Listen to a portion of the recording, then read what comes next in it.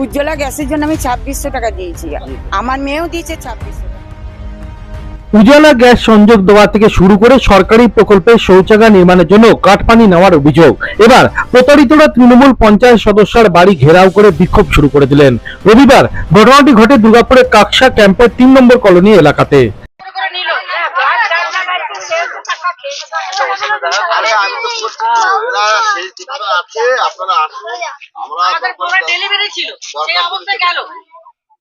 থানা পর্যন্ত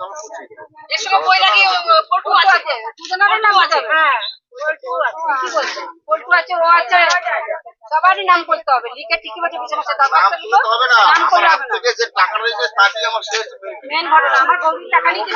প্রতারিত মহিলাদের অভিযোগ, উজালা গ্যাসে সংযোগ দেওয়ার নাম করে কখনো টাকা নেওয়া হয়েছে, আবার কখনো সরকারি শৌচালয় তৈরি করার নাম করে টাকা আদায় হয়েছে। এমনকি অনেক ক্ষেত্রে প্রধানমন্ত্রী আবাস যোজনা বাড়ি পাইয়ে দেওয়ার নাম করেও টাকা নেওয়া হয়েছে, কিন্তু কাজের কাজ কোনোটাই হয়নি। অগত্যা প্রতারিত মহিলারা টাকা ফেরত দাবিতে কাকসা পঞ্চায়েতের তৃণমূল পঞ্চায়েত সদস্য গৌরী অধিকারীর বাড়ি ঘেরাও করে বিক্ষোভ শুরু করে দেয়। উজ্জ্বলা গ্যাসের জন্য আমি 2600 টাকা দিয়েছি, আমার মেয়েও দিয়েছে 2600 টাকা। মানে এখানকার সবার কাছে 2600 টাকা দিয়েছে। হ্যাঁ, প্রথম দিকে মানে 2600 টাকা নিয়েছে আমাদের কাছে, তারপর লাস্টে কি নিয়েছে সেটা জানি না, কেউ বলে 1300 টাকা। কত টাকা তো নয় আপনার সিলিন্ডারের জন্য? হ্যাঁ, নিয়েছে আমাদের কাছে, মানে সিলিন্ডার সবই দিয়ে, গ্যাসের ওভেন টোভেন সবই দিচ্ছে। এত টাকা তো নয়। হ্যাঁ, নয় তো কি, আমরা তো জানতাম না, আমরা জানলে তো দিতাম না। সবার কাছে এরকম নিয়েছে টাকা? হ্যাঁ, যে গ্যাস নিয়েছে তার কাছে এরকম নিয়েছে। আপনারা জিজ্ঞেস করেননি পরে জানতে পারে? না, আমরা বুঝতে পারি না। চাইছেন আপনারা? আপনারা বাড়ি ঘেরাও করেছেন, কি চাইছেন? টাকা ফেরত চাইছেন? না, আমি কিছু বলি নাই, আমি ছিলাম না যেদিন ঘেরাও করেছি। না, আজকে অত টাকা কেন নিয়েছে, আপনারা কি চাইছেন? যেটা হ্যাঁ, আমরা যেটা বেশি নিয়েছে সেটা ফেরত দে। ও বলে আমি দেবো না। পঞ্চায়েত মেম্বার? হ্যাঁ, ও পঞ্চায়েতের মেম্বার ছিল। গৌরীদেবী তো বলেছিল যে অ্যাডমিট হতে তাহলে তোমাদেরকে টাকা দেওয়া হবে। তা আমরা তো গেছি, এবারে যে কটা দিন গেছি সেই কটা দিন আমরা টাকা পাইনি। তা এবারে অজয় টজয় ওরা সব ছিল, ওই যারা পার্টি সবাই ছিল তারা নিয়ে গেছিল। হ্যাঁ, সবাই ছিল, এবার কার নামটা বলবো, এবারে সবাই আছে ওর মধ্যে। তা আমরা ঘুরে ফিরে আবার পাইনি বলে তাদের বাড়িতে গেছি, বলে কি তোদেরকে টাকা দেওয়া হয়নি, হবে দেওয়া, এরকম বলে ছেড়ে দিয়েছে, আমরা টাকা পাইনি। ওরকম আগেও গেছিল, তাদেরকে টাকা দিয়ে দেওয়া হয়েছিল, যাতে গোটা পাড়ার লোকে নিয়ে গেছিল, তখন এক টিপে দিয়ে দিচ্ছে, জানে সবাই পাবে, তাহলে সেই হুজুকে আমরা সব গেলাম। হ্যাঁ, ঠিক আছে, আমরা কষ্ট করি। হ্যাঁ, গ্যাসের টাকাও নিচ্ছে, গ্যাসের টাকা, হ্যাঁ গ্যাসের টাকাও ওরকম করে নিয়েছে, দিয়েছে, এরকম করেছে। মানে ওই টাকা তো আমরা পাইনি, গৌরীদেবীতে যেটা নিয়ে গেল আমরা ওই টাকা পাইনি। কত টাকা পাবেন আপনি? আমি 900 টাকা পাবো। গৌরীদেবীতে আমার মেয়ে, আমার একটা বাচ্চা মেয়েকে নিয়ে আমি ছুটেছিলাম ওই মোমেন্টে, সবাই দেখতে যাচ্ছে, যাই কষ্ট করে কি আছে, তা যেটুকু পাই। এবার আগের লাটে যারা গেছিল তাদেরকে দিয়ে দিচ্ছে পেমেন্ট, এবারে সেই লোভে সবাই গেছে যে না ঠিক আছে দিয়েছে প্রথমবারটায়, তারপরের টাকা আর কাউকে দেয়নি। এবার মুখ দেখে দেখেও দিয়েছে, এমন পরের দিন দিয়েছে, মুখটা দেখে দেখে দিয়েছে, পরে গেছি বলে হ্যাঁ দেওয়া হবে, আর দেয়নি। এইভাবেই তৃণমূল জামানায় প্রত্যেকটি সরকারি প্রকল্প থেকে কাটপানি নেওয়া হয়েছে, যার কোনো হিসেব নেই। প্রতিক্রিয়া বিজেপি নেতৃত্বের। মহিলারা আগে যে পঞ্চায়েত সদস্য ছিল গৌরী অধিকারী, তার বাড়ির সামনে ঘেরাও করেছে, তাদের শৌচালয়ের টাকা নিয়ে, এই বিষয়টা কি? দেখুন, এটা গ্রামের মানুষের ক্ষোভে বহিঃপ্রকাশ। শুধু শৌচালয় নয়, বিভিন্ন খাতে বিভিন্ন বিষয়, যেমন প্রধানমন্ত্রী আবাস যোজনা থেকে শুরু করে।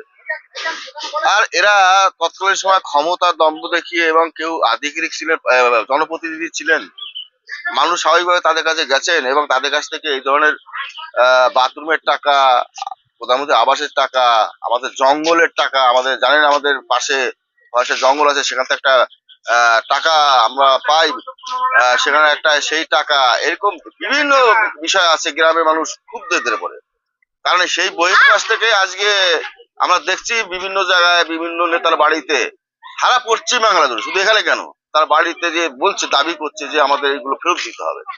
আমরা সাধারণ মানুষকে বলছি যে আপনারা আইন নিজের হাতে নেবেন না, আপনারা প্রশাসনের দ্বারস্থ হন। আমাদের মাননীয় সম্মানীয় শুভেন্দু অধিকারী মহাশয়, আমাদের মুখ্যমন্ত্রী, উনি ঘোষণা করেছেন যে, বা আমাদের শ্রমিক ভট্টাচার্য ঘোষণা করেছেন রাজ্য সভাপতি, যে আপনারা আইন হাতে নেবেন না, প্রত্যেকে আপনাদের যে অভিযোগ আছে অভিযোগ থানায় জানান, আর অভিযোগ যদি সততা থাকে পুলিশ তদন্ত করে তার যথাযোগ্য ব্যবস্থা আইনের মধ্য দিয়ে নেবে। কিন্তু এই ধরনের ঘটনা আজকে থেকে না, বহুদিন থেকে এরা চালিয়ে আসছে। এদের পঞ্চায়েত গৌরী অধিকারী যিনি আছেন, শুধু এটা নয়, আর একটা বিষয় আছে, উজ্জ্বলা যোজনার ক্ষেত্রেও আমরা দেখেছি এই ধরনের দুর্নীতি। তো আজকে প্রত্যেকটা জায়গায় যেখানে পয়সার উৎস আছে সেখানে উন্নতি করে। ক্ষোভটা এখন কেন জেগে উঠছে? এখন এই জন্য জেগে উঠছে, তখনকার তাদের বাক স্বাধীনতা ছিল না তৃণমূলের সময়। কারণ হচ্ছে তৃণমূলের সময় তাদের মুখ যদি কেউ খুলতো তার উপর অত্যাচার হতো, মারধর হতো এবং তার অনেক কিছু থেকে তারা বঞ্চিত হতো।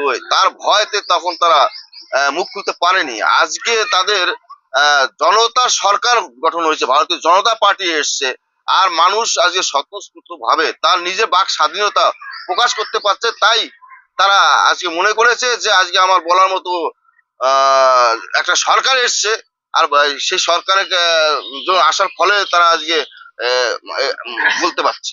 পঞ্চায়েত যেভাবে কাজ করতে বলেছিল সেইভাবেই তিনি কাজ করেছেন। প্রতিক্রিয়া অভিযুক্ত তৃণমূল পঞ্চায়েত সদস্যা গৌরী অধিকারীর। বিষয়টা ছিল পায়খানা বাথরুম করার জন্য, যেটা আমাকে পঞ্চায়েত থেকে খবর দিয়েছিল পায়খানা বাথরুম করার জন্য।